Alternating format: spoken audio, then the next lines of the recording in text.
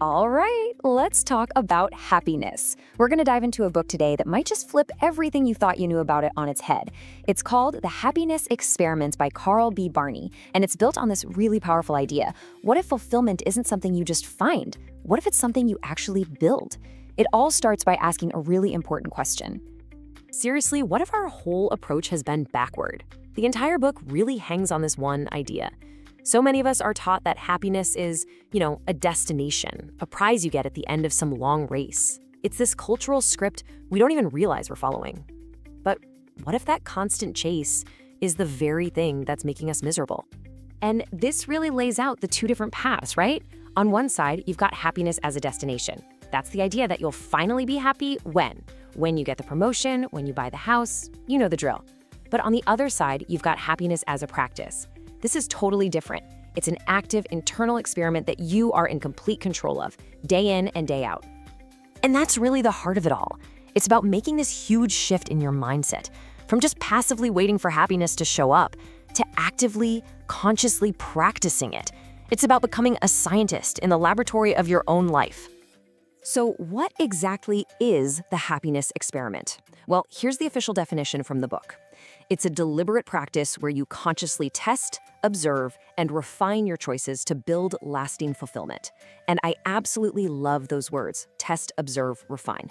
See, it's not about being perfect from day one. It's about being a curious, active participant in your own life and your own well-being. And this quote from Carl B. Barney just says it all. Happiness is cultivated through choices, values, and purposeful living rather than luck or external circumstances. I mean, how empowering is that? It takes luck completely out of the equation and puts the controls right back in your hands. Okay, so this all sounds great in theory, but how do we actually do it? Well, the cool thing is, the book doesn't just leave us with a philosophy. It gives us a super clear 7-step action plan. You can think of it like your own personal guide for designing a happier life. So here's the full framework. It all kicks off with step 1, which is maybe the most important. You have to define what happiness actually means to you, not to anyone else.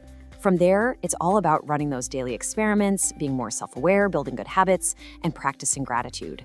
And then you evaluate and make sure you're living with integrity. It's this amazing continuous cycle of growth. And this is where the rubber really meets the road. Your daily experiments don't have to be some huge, life-altering event. No way. They can be as simple as jotting down 3 things you're grateful for, or just catching yourself in a negative thought and challenging it. The whole point is to anchor your day with small, purposeful actions that actually mean something to you. Now, this is crucial. This is not a set it and forget it kind of deal. At the end of every week, you do a little review. You just ask yourself, what worked this week? What didn't? This is your chance to tweak the experiment for the next week. And underneath all of that is the big one. Are my actions aligning with my values? Because that alignment, that's where the real deep fulfillment is found. So when you put it all together, it's a beautiful concept. The goal isn't to perfectly follow someone else's rules for happiness. It's to embrace the mindset that your life is your experiment. You're the lead researcher here. And lasting fulfillment, that's the big discovery you're working towards.